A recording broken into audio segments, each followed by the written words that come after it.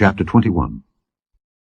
If one be found slain in the land which the Lord thy God giveth thee to possess it, lying in the field, and it be not known who hath slain him, then thy elders and thy judges shall come forth, and they shall measure unto the cities which are round about him that is slain.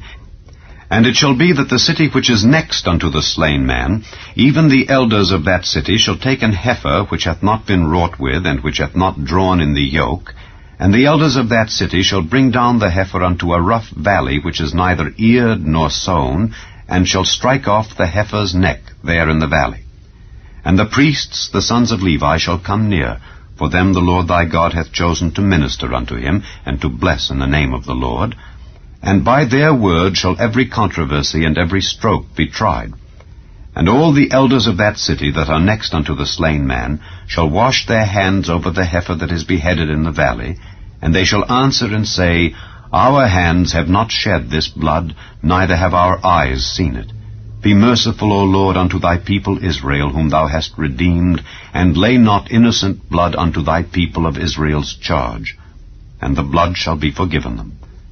So shalt thou put away the guilt of innocent blood from among you, when thou shalt do that which is right in the sight of the Lord. When thou goest forth to war against thine enemies, and the Lord thy God hath delivered them into thine hands, and thou hast taken them captive, and seest among the captives a beautiful woman, and hast a desire unto her, that thou wouldest have her to thy wife, then thou shalt bring her home to thine house, and she shall shave her head, and pare her nails, and she shall put the raiment of her captivity from off her, and shall remain in thine house, and bewail her father and her mother a full month. And after that thou shalt go in unto her, and be her husband, and she shall be thy wife. And it shall be, if thou have no delight in her, then thou shalt let her go whither she will. But thou shalt not sell her at all for money. Thou shalt not make merchandise of her, because thou hast humbled her. If a man have two wives, one beloved and another hated, and they have borne him children, both the beloved and the hated, and if the firstborn son be hers that was hated, then it shall be, when he maketh his sons to inherit that which he hath, that he may not make the son of the beloved firstborn before the son of the hated, which is indeed the firstborn. But he shall acknowledge the son of the hated for the firstborn, by giving him a double portion of all that he hath. For he is the beginning of his strength. The right of the firstborn is his.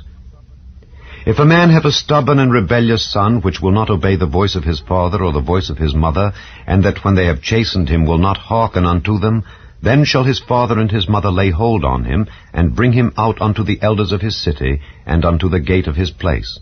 And they shall say unto the elders of his city, This our son is stubborn and rebellious. He will not obey our voice. He is a glutton and a drunkard. And all the men of his city shall stone him with stones, that he die.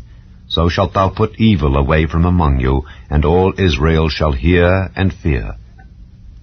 And if a man have committed a sin worthy of death, and he be to be put to death, and thou hang him on a tree, his body shall not remain all night upon the tree, but thou shalt in any wise bury him that day. For he that is hanged is accursed of God, that thy land be not defiled, which the Lord thy God giveth thee for an inheritance.